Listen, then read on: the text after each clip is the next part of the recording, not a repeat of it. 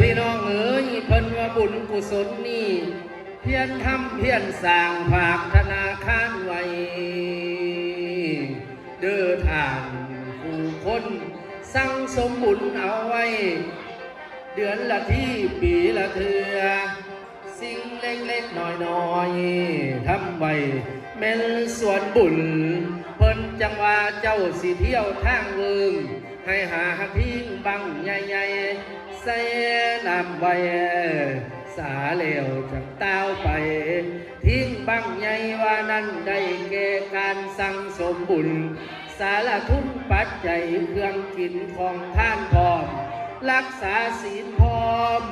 ภาวนาน้ำตื่มบุญกุศลสิคำนำขึ้นจะบอนสูงพี่น้องเอ๋ยอย่าสุได้ประมาทมากในระหว่างความตายบ่ว่ายิงหรือไส้ไก่ของน้องหล่น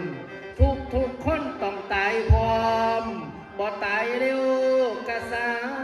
อยู่บ่ว่าเจ้าหรือคอยตายมอยเม่นบ่ยัง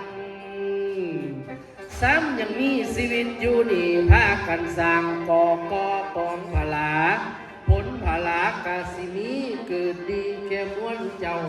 ขอให้โฮมให้เอาเป็นกุศลจะหนุนทรงบุญเลือสิไปทรงอยู่โอ้ยสู้ขึ้นแม่ละบอนสูงโอ้ยเด้อนอโอ้ยนอโอ้ยนอโอ้นั่นดอก